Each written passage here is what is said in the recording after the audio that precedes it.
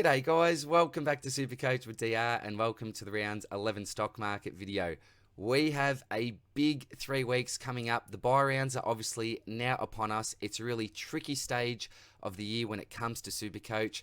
For some people, you've been planning for the buys since day dot when you're selecting your starting side, and for others, your attitude may have been, well, I'll deal with the buys when they come, and unfortunately, they are now here, and you may find yourself with only 15 to 16 players available on field during a particular buy, and that can mean detrimental things for your overall rank. But we will talk about how to navigate through the buys. We'll look at some of the selections you can be looking to select this week, but remember, whatever upgrade you do make, that player will be missing, and this is if you upgrade this week. That player is guaranteed to miss at least one of the next 3 weeks. So keep that in mind as well. The rookie cupboard this week, in regards to rookies on the bubble, is pretty bare. So for some of us, we may even need to look to go early on a couple of these blokes. And I will even discuss a couple of these players in the stock market video tonight, even though my requirements to make this list are usually a minimum of 2 games. But before I get into it, I do need to give a quick plug. I have teamed up with my good mate Johnny from Spillers Supercoach to create a new weekly podcast. This has been in the works for ages and ages, but we've finally got around to it. The new podcast is called SuperCoach Swordplay. We have created a new SuperCoach YouTube channel dedicated purely to this podcast. I'll still be running my own channel with the stock market video and the round reviews, and Spills still will be running his own channel with his round reviews and his rookie reviews as he does each week. But we just thought that it would be just something extra that we do from week to week. It's going to be a light-hearted type of a podcast. Hopefully we can give some good advice and some good information, but also have a bit of a laugh while we're doing it as well. And we will have our own weekly segments, but hopefully you can check that out if you've got the time, and we'd love some support there. We popped it up last night and we're already up to about 50 subscribers, which is really humbling already. So thank you very much to everyone that has already checked that out. But it is the stock market video. We are looking for players to bring in or trade out this week. As usual, let's start off with the defenders 500k plus. Now, I'll start off by saying that there are probably 5 defenders that I really like. And if you ask me the question, DR, which 5 defenders would you like to currently have in your side? I'd say Lachie Whitfield, Jake Lloyd, Callum Mills, Tommy Stewart, and Rory Laird. Now, who have I got as the best buy this week? I do have the Seagull. That's mainly due to the fact that he is playing in the next 2 rounds. Lachie Whitfield, for example, will be missing this week, so it wouldn't make sense for me to have him as the best buy. Next week, certainly, without a doubt, I think that Lachie Whitfield will be your best buy. But for this week, given the fact he won't even be playing, I think it makes more sense to choose a player that will be available. So Jake Lloyd's coming off a massive game last round, hit a 140, which we were all worried about, weren't we? That we weren't going to see that from the Seagull anytime soon. Dawson did it the week before that, so they switched up the points this week, and I'm glad that they did that as a Seagull owner myself. But the thing that you'll get with this bloke is that he's ultra consistent. His lowest score of the season is 95, and he's also got 3 98s to go along with that. They're the only scores that he's gone below the ton, and we know last year that he only went below the ton once. But if you're going below the ton and you're looking at a 98 and a 95, then that is absolutely okay, particularly for a defender. So I think if you do not have the Seagull and you're not stacked for that round 14 buy, that's the other thing that you'll notice. You've got 1, 2, 3, 4, 5, 6 players here that are all in red. So the round 14 buy in our defensive lines is going to be a little bit of a trickier one, and that may be a reason why you do not invest in the Seagull or someone like a Callum Mills also. But as I said, I don't think that you can go really wrong with any of those blokes that I mentioned before. We will quickly go through the notes section. You'll see Jake Lloyd, I mentioned the best buy. Crispy, 17 out of 18 CBAs, so really enjoying his midfield role. Cal Mills got the buy now. Stewart, same as Whitfield, target him after his buy. Luke Ryan, 86% of the kick-ins, really high number there. Rory Laird, again, a buy it now. Daniel Rich, I'll say it every week, love this bloke as a pod. Blake Hardwick, probably the name that I don't really like out of all the players here, but maybe after the buy as some sort of a massive pod. Salem, yeah, check him out, but not a huge fan of that pick. And Doherty been playing on a wing. That's why I've got the role reversal symbol there. But with that break even of 156, we're not looking at him in the coming weeks anyway. On to the defenders, 250 to 500k. I don't really like anyone on this list, but I will go through them quickly. Noah Bolter up the top, looking to rise 43k this week if he can hit a projected score of 86. But keep in mind that projected score is 8 up on his 3-round average and close to 20 up on his season average. So I don't know how confident I am of him hitting that, but if he does, that's what he's going to go up by. Jack Lukosius has actually been in good form the last couple of weeks, so we know that his role's changed during the season. He's got a season average of 81, but his 3-round average is actually 12 up on that with a 93. So he does have the bye this week. Could be a cheap, sneaky option to finish your defence if you're strapped for cash and don't have too many trades left up your sleeve. But that would be next week because he's got the bye this week. Darcy Moore, he's actually been in really good form since returning to the back line. Round 14 bye though, pretty awkward. Cunningham, just throwing a pod name out there.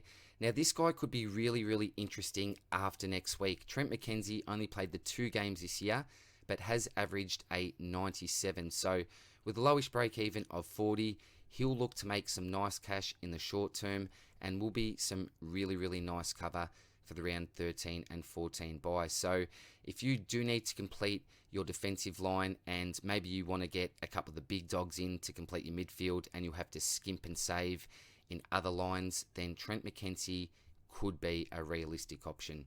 Nick Haynes, been playing on a wing, not a really relevant selection this year, but given the fact that he does have the bye this week, he'll be ultra cheap after his bye. But if you look at that 3-round average and even the season average, 46 and 59, probably not a smart idea anyway. Zach Williams got the trap on him, even though he's got a low break even. A new role in the defensive line, I just wouldn't look to go there. 420,000, think he's actually lost cash on the season, which says a fair bit about the pick, I think. Jake Lever, terrible buy, wouldn't go there. Isaac Quaynor, I think he'll be a player of the future, but probably not at the moment. And Jordan Dawson took half the kick-ins over the weekend, had a massive score, was it around 140 the week before. But still, there's just better options, I think, than Jordan Dawson. Adam Sard, I don't think too many Essendon supporters would have been too sad that he ended up leaving because Nick Hines has come into that side and performed extremely well. Shannon Hearn just wouldn't look to go there.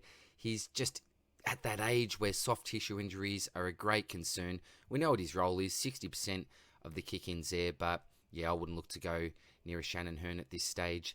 James Harm, 88% of the CBAs over the weekend. Will he maintain that? I certainly don't think so. Viney's due to come back into that midfield, but Harms can play that negating type role, but I just think there are better options than Harms. Lockie Ash, maybe a pod sort of an option after his bye. Basher Hooley, Mr. Burns symbol there, getting a little bit too old for me. Cozzy, CJ, both have the bye. You can chop them, that's fine. Dan Houston, this is a really interesting selection. If this bloke could get his body right, he could be an absolute bargain. So hopefully he can rest up. Maybe see how he goes the week after his bye and then invest in him the week after that. But I'm still interested in this selection anyway, even though he's been a bit of a burn man of mine in the past.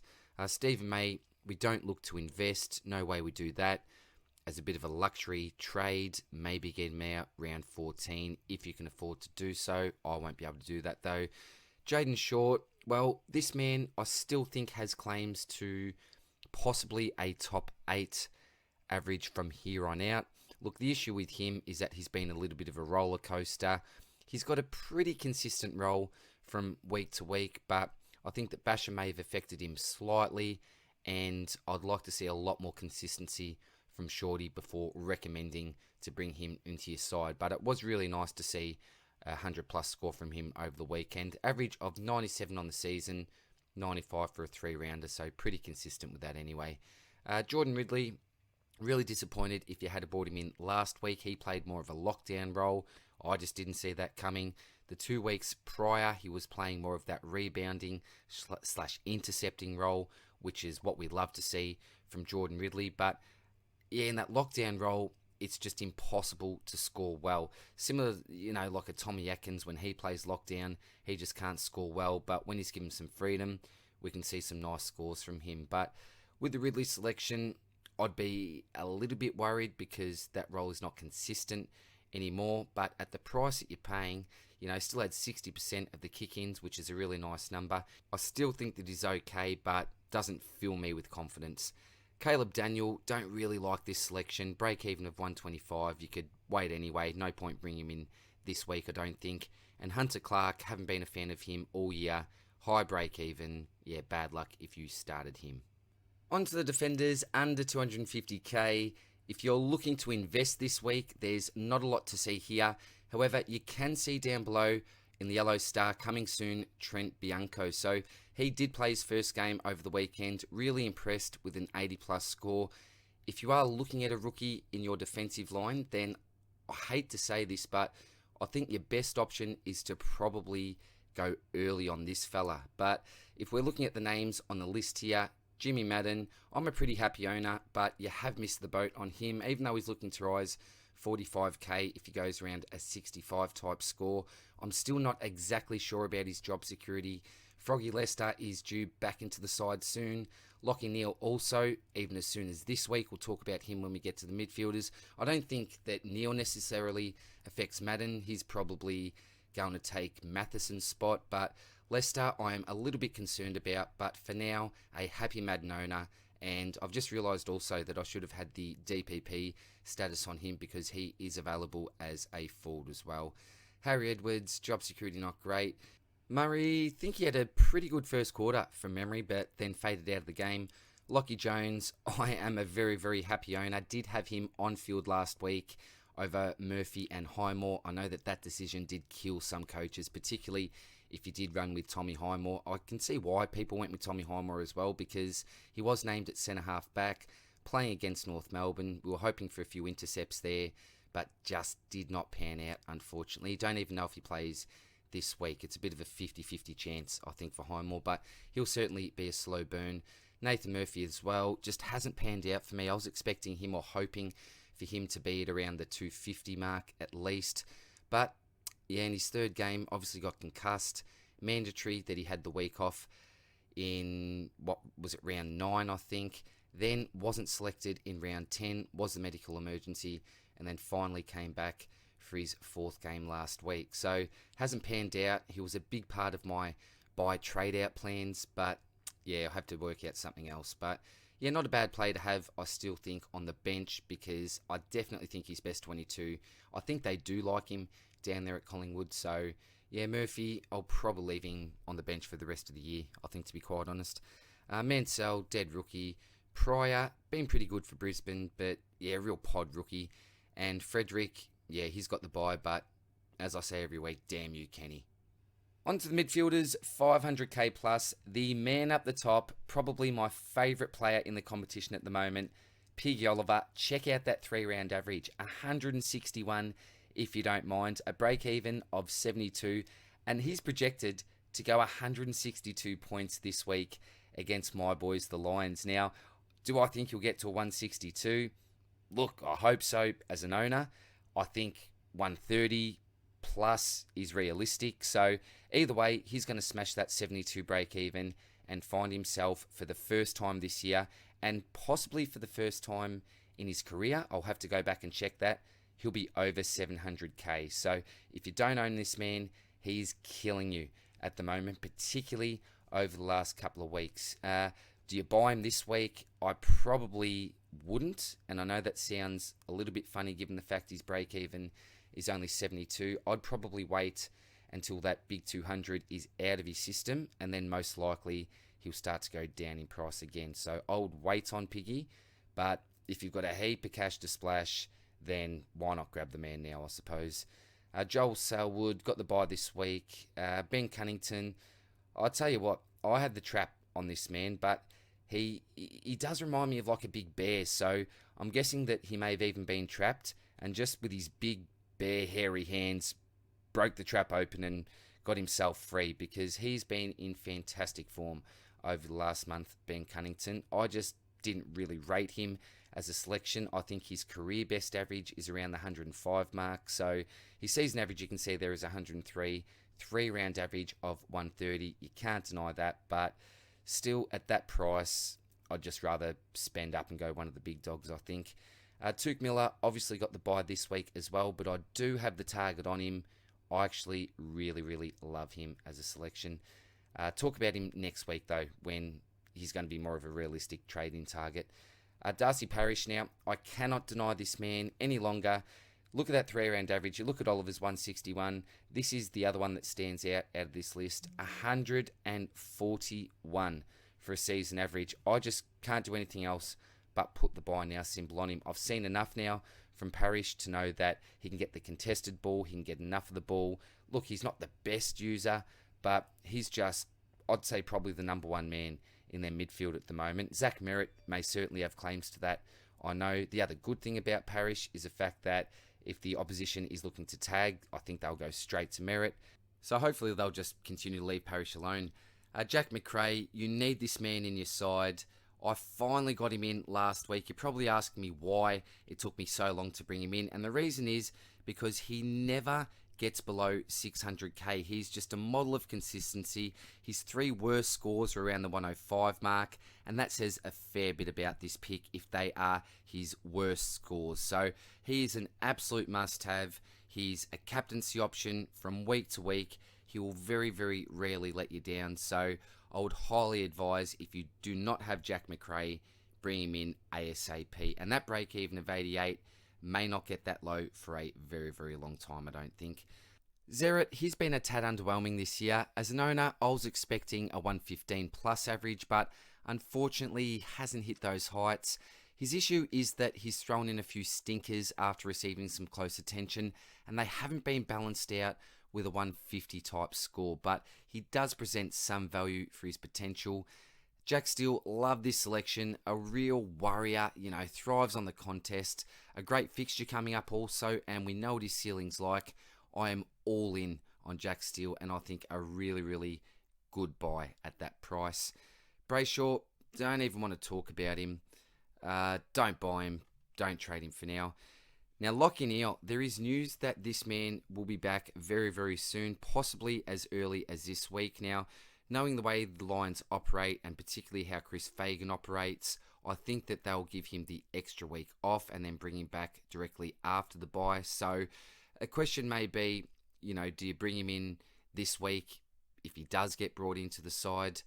I'd go against that. I wouldn't advise that. Even though his break-even is only 94, certainly achievable. Even if he goes a 130, just comes out and goes bang, then he's still not going to even get to the 600k mark. So I would wait a week if possible. Do I like him as a selection? Well, it's Lachie Neale. How can we write off this man? He's obviously played through injury at the start of the year. That really affected him, really affected his scoring. Just wasn't the same Lachie that we've grown to love over the last few years. So, yeah, I like this selection, and I'll be certainly keeping him on my watch list.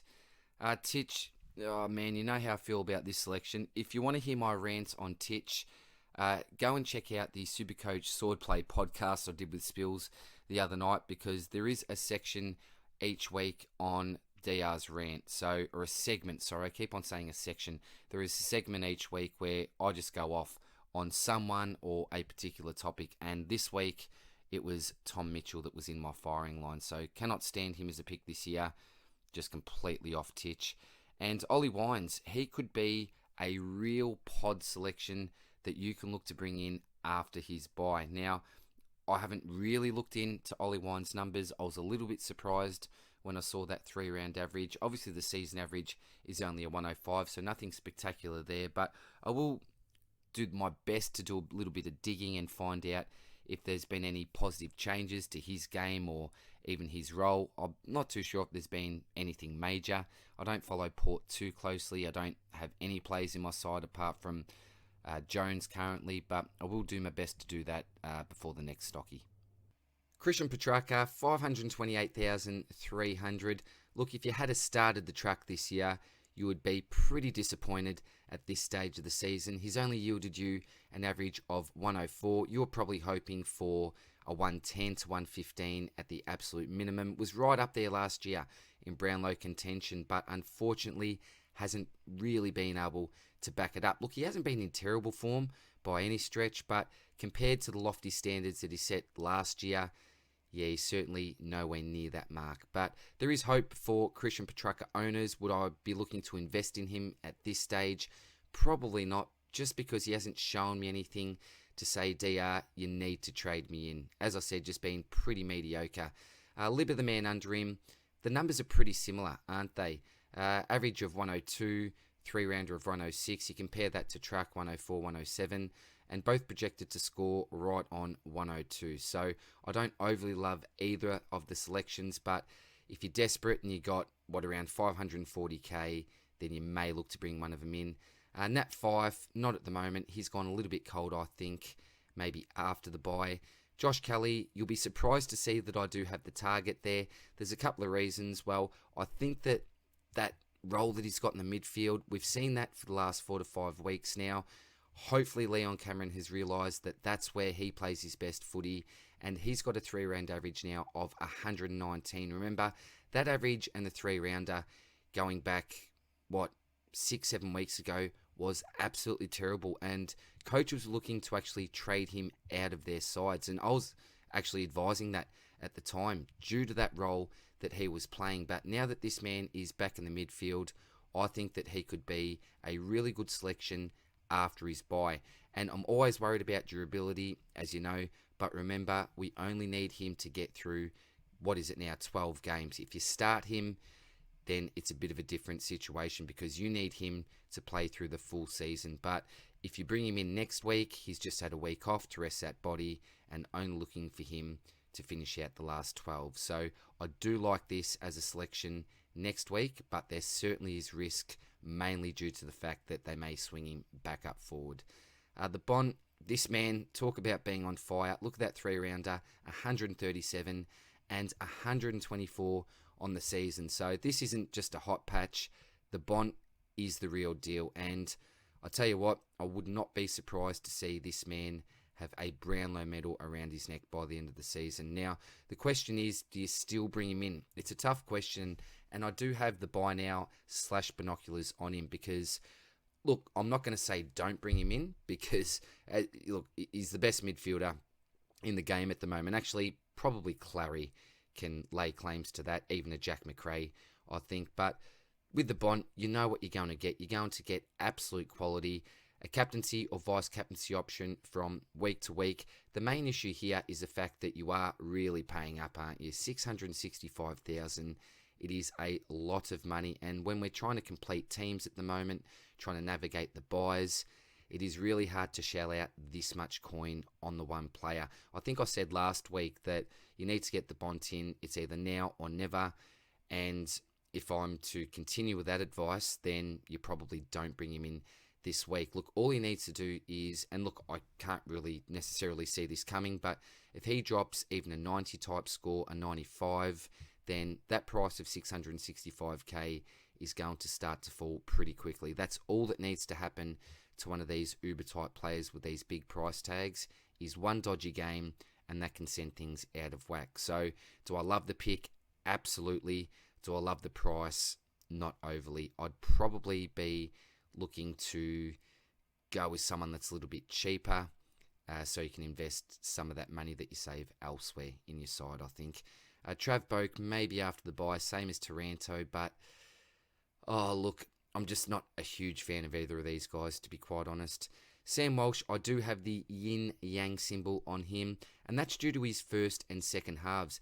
This man starts off really, really well. A couple of weeks ago, when I had the vice-captaincy on him, he was on 99 points at halftime, but basically hit the brakes. There are a few other things in play there, the Hardigan elbow, and the fact that he was getting a bit of close attention. I think it was by Cousins in that match. So there were some things that went against him, but even last week, had a really nice first quarter. I think he was on 40 plus points and ended up on a 90 for the game. So that's only 50 points in quarters 2, 3, and 4. So that's a little bit of a concern for me with Sam Walsh, because what's he known for? Well, it's his elite endurance, and what I'm expecting from Sam Walsh is for him to score really well, particularly in the second half. So while some of these other players are struggling, they're burning up, fitness isn't at an elite level, Sam Walsh should be absolutely dominating, running his opponents absolutely ragged. But for some reason, that is not the case at the moment. So hopefully he can get that back on track, and that is certainly, I suppose, a matter of upside for Walshy. Cam Guthrie, geez, you would have been disappointed. I feel so sorry for George bringing him in a couple of weeks ago. You just could not predict this. Was in fine form, just one of the in-form midfielders in the competition. If you look at that season average, 120, that speaks for itself. The only bloke on this list anyway that's ahead of him is the Bont. We all know how he's been travelling this season. But what do you do with Guthrie at the moment? You probably can't trade him. You definitely don't bring him in. That's an absolute given. Got the bye this week, and even the week after his bye, I would certainly be waiting, because I'm a little bit worried about that injury. I think it's one of those things that can linger on for a little bit. He can get a little bit sore, I think, and possibly spend some time in the forward line. There's the Paddy Dangerfield factor. He's looking to come in to the side sooner rather than later. So, yeah, do not like the Guthrie selection at the moment. But if you had started with him or brought him into your side in the early stages of the season, you would be still absolutely wrapped, I think, with Guthrie. Huey McCluggage. So the poor man did actually cop a really hard knock during the game. It was, I think, in the second quarter. Did start off really, really well on 35 points, I think it was at quarter time, and just looked like he was going to continue on his merry way like he has in the last sort of 5 odd weeks. But unfortunately, he really slowed up. You could tell he was a little bit sore. Just wasn't Huey's game. And a break-even of 160 means that he's not going to be a realistic trading target anytime soon. And Jared Lyons, well, it was the first time that he failed for 2021. You have to forgive Jared Lyons for one bad game. All the best players have these type of games. We've even seen a Clary get tagged out for what was it, a 60 to 70 type score. Walsh, he delivered a 90, for example. Guthrie, he's injured at the moment. I won't go through every one of the premiums, but if you look back through the numbers, the large majority of them have given you a game like this so far this season. Probably Jack McRae's one that hasn't, I suppose. But yeah, look, if you have brought Lyons into your side, do not be disappointed. He's still going to be a magnificent pick. Do you bring him in at this stage? Absolutely not, because he does have a really high break even. I want to see what happens when Lachie Neale comes back into the side. So after the bye, you can certainly take another look at him. But if you haven't already brought Jared Lyons in, then it's probably going to be hard to bring him in, I think, at this stage. On to the midfielders, 250 to 500k. Now, I'm not going to go into great detail here, and I don't want to make you feel bad if you are looking at someone within this price range, but if you are, I think that you are getting pretty desperate. My strong advice is to look for someone in your midfield in particular above the 500k range. The reason why I say that is because every person that I'll look at on this list has some issues, and it's a bit of a trust factor. Do I trust these blokes to go 100 plus each and every week? Well, that may be a bit of a ridiculous question, because you can't trust a lot of midfielders to do that. Even some of the blokes that you'll see above 500k, Titch is a perfect example of that. But when you look at, well, who we got? Cochin, Main, Tui, Dunstan, Powell, Prestia types, Tally types, they just don't fill you with great confidence, do they? You've got someone like Paddy Cripps who's been there and done it before, but at the same time, although we are seeing some good form from him in the last couple of weeks, there's just too many issues with Paddy. It's his body, it's his reliability, it's his impact on the game, it's his ability to actually find the ball. We have seen a bit of a change, as I said, in the last couple, but are you really going to bring him into your side or look to bring him in? No, you're not. The only reason why you are is if you don't have the cash to go up to one of these other blokes. And I would much rather skimp and save in your defensive line or your forward line. Certainly wouldn't look to do it in your midfield. But if you are someone that's in a position where you need to go someone from this price range, there's the numbers for you. None of these players fill me with any great hope or great confidence. A couple of things I will say though, is that you do need to trade Tom Powell. Obviously got the bye this week. I traded him a couple of weeks ago. That would have been the ideal time when that break even really started to rise up around that 100 mark. Tally, I think you've also got to sell as well. You can't afford to have him just sitting on the bench, particularly in your midfield. It's a really important position, I think, in your team and integral to scoring well from week to week, getting these midfield positions right, because these are the big dogs. So probably get rid of Tally. Look, Prestia, maybe in 2 to 3 weeks, he could be someone you could bring in at about 350 if you are ultra desperate. So I don't like that, but I don't mind it if it's sort of like a last case resort for you. But apart from that, look, Heppel, he's been a pretty good pick, but you can't bring him into your midfield at this stage of the season. Same as Tui, 53% of the kick-ins over the weekend. He's got a really nice roll down there, but surely you can't bring him in. Even Dunstan, 20 out of 24 CBAs, but is he going to be playing from week to week? I just don't know. So, my advice is to not look at players in this price range, just go up to one of the other big boys. On to the midfielders under 250k. To be honest, a pretty uninspiring list here, isn't it? I must admit, I did underrate the Burns selection a little bit. He's got a negative break-even of 10, looking to rise 30k this week.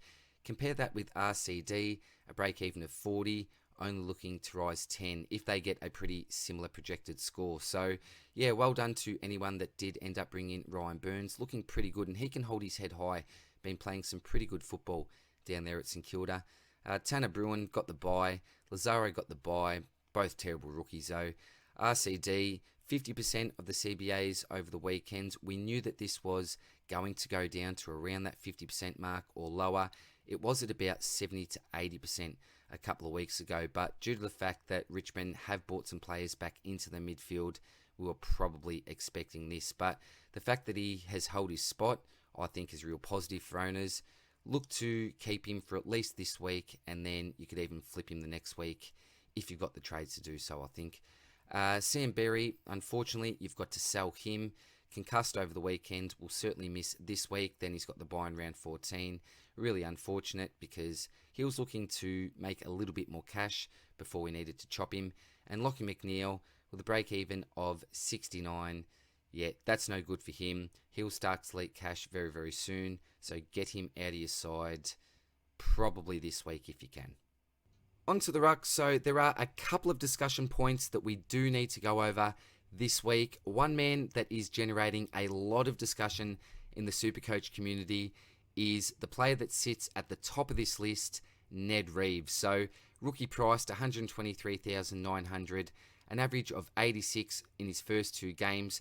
And look at that break even, negative 98. So we haven't seen a break even that low in a fair while. Now, the question isn't really whether or not we bring him into the side. Do we? It's pretty much a given. Yes, we do. The main question is, when do we bring this bloke into the side? Now, there's a couple of schools of thought on this. My advice would be to certainly wait the week. He does have the bye. He also did have a bit of an injury concern in the last game with his shoulder. Now, I can't seem to track down too much info about that injury, so I don't think that it was anything too serious. He should be right. Rest it for a week with the bye and then come back in round 13. But again, I'm not sure about this. Now, that is another risk in itself. Does he get named again for his 3rd game? There's no guarantee with that. Certainly looking at his form, you'd hope so and you'd think so with an educated guess, but there is no absolute guarantee. So it is a little bit of a risk if you do want to go early, but at the same time, we do need to start to cash in Flynn. It is the right time to do so. And if you do trade in Reeves this week, it probably allows you to execute a few of your own plans next week. But I would advise, if you're only planning on using the 2 trades next week and you're getting in Reeves this week, I'd simply just use the 3 next week and wait to get Reeves. That's just my opinion anyway, because you're not going to lose out by not getting him in this week. Even with Flynn, remember they both share the same bye. So my advice is, if you can, wait the week. But if you're really desperate for some cash and it facilitates some future plans, then I think that you can go for it. Zach Smith got the bye, but won't be relevant when you got Reeves there. Peanut Laddams, look, this bloke could have a break even of negative 300. Still would not select him in my side. Just cannot stand the Peanut, and you all know why if you've been watching the channel for a fair while. Tracy, sorry, I've just realised I do not have the DPP symbols on there either. So the Peanut and Tracy should have the ruck forward status there. But Tracy, geez, he's been disappointed, but does have DPP. Rob, massive score along with Nick Nat on the weekend. Rob, he's a massive pod, but he shares the same bye as Gawn and Grundy. You certainly can't look to get him in. If you did check out the SuperCoach Swordplay podcast, we have a segment called Locking Horns where Spills and I disagree on a particular topic, and the topic this week was whether or not to bring Nick Nat into your side for Brodie Grundy. So I'm not going to go into that big conversation now. You can go and check that out in the podcast. That goes for about 3 minutes, I think, that conversation. But in a nutshell, I don't like this move. Spills does like this move. The way that I see it, if you trade out Brodie Grundy, he'll probably come back in 3 to 4 weeks. He may go down in price a little bit, but at the end of the day, he's guaranteed, absolutely guaranteed, to finish in the top 2 averaging rucks. And with Nick Nat, look, he may give you some points on field for a couple of weeks where Grundy won't be available, but is it worth the trade? Maybe, you may think so, but if you're planning on getting Grundy back into your side, remember you are wasting another trade there. But again, if you do have a couple of extra trades up your sleeve and you are really looking to boost up the ranks with a bit of a sneaky move, I could see why you would look to go there. So good luck to Spills. I know that he's all on board the Nick Nat train this week, but just be careful. Just be careful. Matty Flynn, he's ready to go next week, I think. And again, we've already had the discussion about Reeves. You could go there early, I suppose. English, again, just a pod throwing a name out there. Couldn't do it myself. Maxi Gawn, we know he's a must-have. Sean Darcy, he's been in spectacular form this season, but again, he's in red, highlighted there, has the round 14 bye. Can't even look to bring him in for a Grundy type move. Goldstein got the bye, but bit of Mr. Burns there, massive break even. And Brodie Grundy, you know how I feel about him. I would look to hold, and I would not be looking to trade this man out.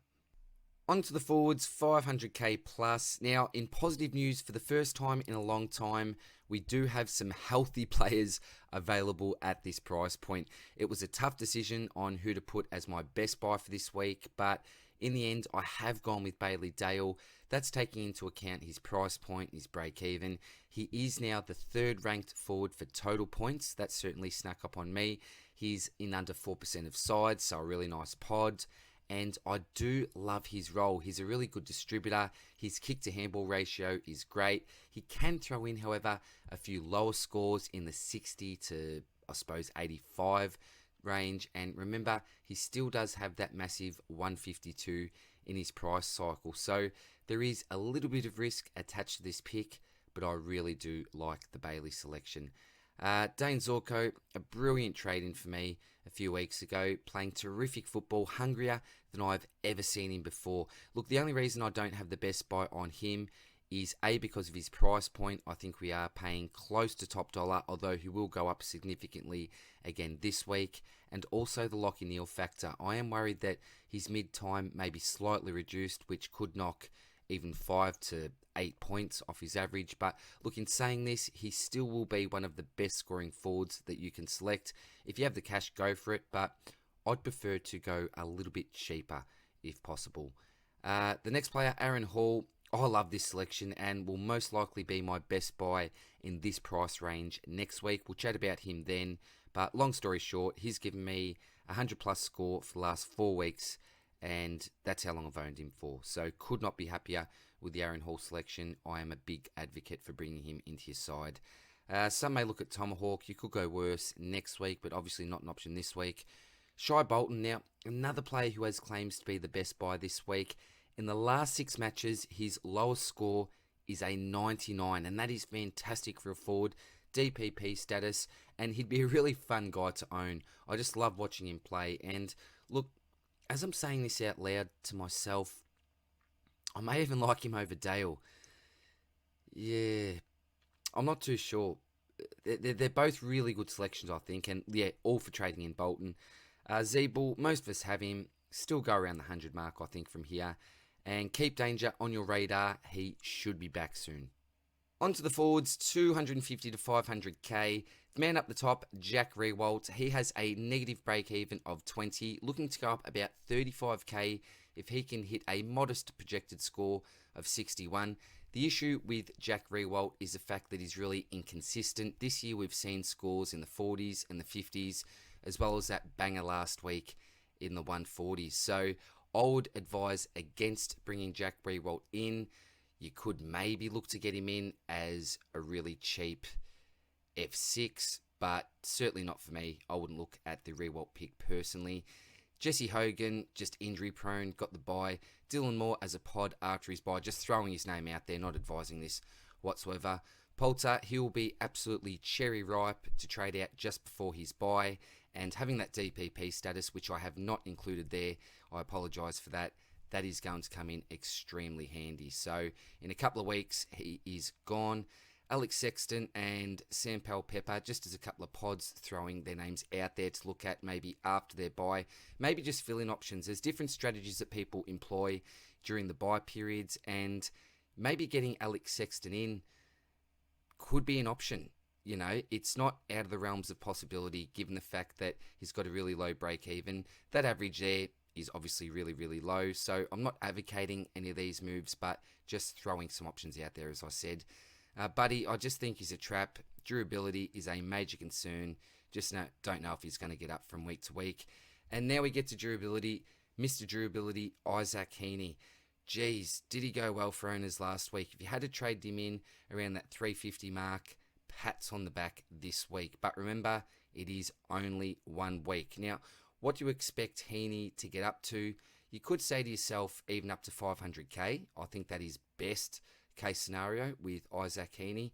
I certainly think that he can average around the 90 mark to 93, 95 maybe. But I'm pretty sure that there will be an issue with this bloke. Look, I don't know what the issue will be, but something surely has to come up with Isaac Heaney. He just cannot get through a season without really random type niggles, and I'm just not a huge fan of the pick. Now, I must admit that I have looked at scenarios where I do bring him into my side this week, but I just don't think that it's going to work. What I do like about the Heaney selection is the fact that you will make money on him. He's a talented type player. He does have the round 14 bye, which in the forward line is actually pretty friendly. It's the other buys that get a bit tricky, the round 12 and the round 13 buys. So I do like some things about Heaney. I think the pick does have a bit of potential, but I also think that this pick has the potential to absolutely burn you, and particularly given the fact that I've got someone like Aaron Hall who's got his own durability issues in my side. I haven't got the best cover, got Waterman there, Madden, their job security isn't fantastic. So for me, in my situation, it's too much of a risk bringing in Isaac Heaney. But if you're looking pretty stocked in the forward line and you've got some decent cover down there, then you could look to do it. But ideally, last week was the time to bring in Heaney if you wanted to do it at all. Harry Jones actually had a nice game on the weekend. That break-even is now down to a 28, so I would hold. I would also hold Nick Cox as well. So 29. I know that I did say that Archie Perkins, for example, is on the chopping block. And look, you could certainly chop Jones or Cox. Nothing wrong with doing that. But I certainly think that you can milk at least another week out of them and then chop them before their buys. And Robbie Gray, look, he's been a champion of the past, but I'm not a huge fan of his role. As a midfielder, back in the day, 110 plus every day of the week. But these days, he's got a different role in the side, a bit of an unselfish role, certainly steps up in those big moments. Now, what is attractive about this pick is the fact that he's priced at 424k. I know lots of people are looking for a forward around this price. He does have the bye this week, so next week he's certainly someone that you could look at. What I might do is take a really close look at the numbers during this week, and then for next week's stocky, we'll talk a lot about Robbie Gray. The big Texan, he's actually hit some decent form again. The rest probably did him the world of good, but can we trust him to get back to that early season form? Certainly won't be averaging 115 plus, but a 90 average is now the question, but probably not for me. Langford has spent some time on the inside, but not sure how long he stays there for. Gamble's too big for me, I think. Dev actually played an awesome game on the weekend. Now, he's learned to play a shutdown role when required, so that probably keeps him in the side over Matheson when Neil returns, so good signs for Dev. Perkins, you can keep or chop. Now, the next two blokes on the list could be really handy but risky pod selections to bring in next week. Charlie's on fire at the moment, and Thomas is enjoying a fair bit of midfield time, but we'll look at their numbers really closely in the next stocky. Obviously got the bye this week. Rowie, been brilliant, can chop or keep until round 14, I think. DeGoey, no way, trap. Darcy Cameron, now, does he come into calculations with Grundy out? His average should rise due to that increased ruck time. An interesting pick, actually. Warner, same as Rowe, keep or chop, won't lose or make too much coin. And Orazio and Chad have the bye. Orazio, yeah, could be on the chopping block. And Wingard, some people may actually look to bring him in as a bit of a value option after his bye, but personally never really regarded him as a consistent Supercoach selection. Jake Stringer, he's a trap, don't get tempted by his price. Bergman, he's got the bye, but 100% needs to be traded out this week or next. Bailey, he's a great player, but not a great scorer for Supercoach. Now, Dusty, I do have the buy now symbol on him because when you look at the other list of players here, surely he's got to be the best selection. He's the only one with a 3-figure, 3-round average. I don't love it, but what else can you buy for under 450k? I think that you've just probably got to go Dusty. Cameron, he's got the buy. You've got to get rid of Scotty. He's been great, but with a break-even of 94, time to go, son. Sidey hasn't even cracked the 90 average this year.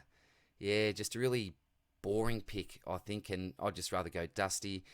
Joey Danaher now on the chopping block as he'll start to lose cash in the next couple of rounds.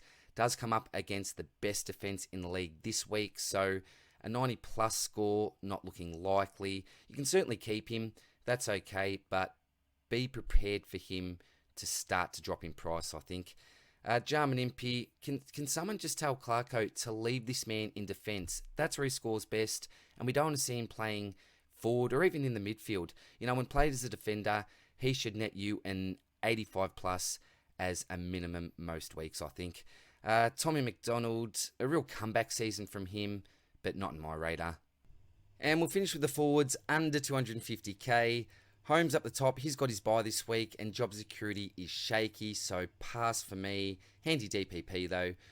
Waitman, disappointed many owners on debut. Looked okay early with a nice goal, but no real impact. I still think his job is secure for now, but he'd want to have a better game this week. Even with a score of 50, he's going to go up around 30k. McHenry, a fiery little fella, but no. Wilson, no. Should be a slow burn. Roses I'd pass on, but has a bye this week. We can talk about him possibly a little bit more next week. Waterman, great to see him in the 22. I just want to see this bloke getting a game. Kick the sealer on the weekend. Hope he gets named again. I really need him on field this week to cover. Sproul, no. Wood, I think he's a trap. Looks $1 million one week, then looks like a dirty 10-cent coin the next. That may be a little harsh, but you know what I mean. Ralph Smith, pass. Low rookie ceiling. Always probably keep him for now. McCreary, not sure if he's back this week, but either way on the chopping block.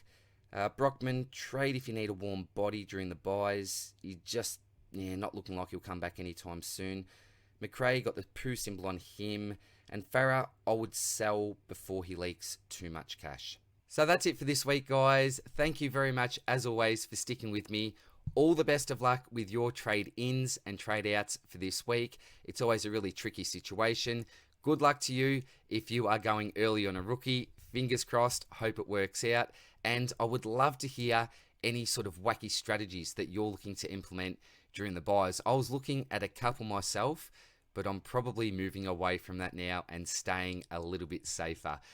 Please also remember to check out our new channel, SuperCoach Swordplay. I will put the link down there in the description. We would really appreciate all the support we can get for that also. But I'll leave you there, guys. As I said, take care. If you're in Melbourne, stay safe during the lockdown, and I'll see you in the next one. Cheers, guys. Bye.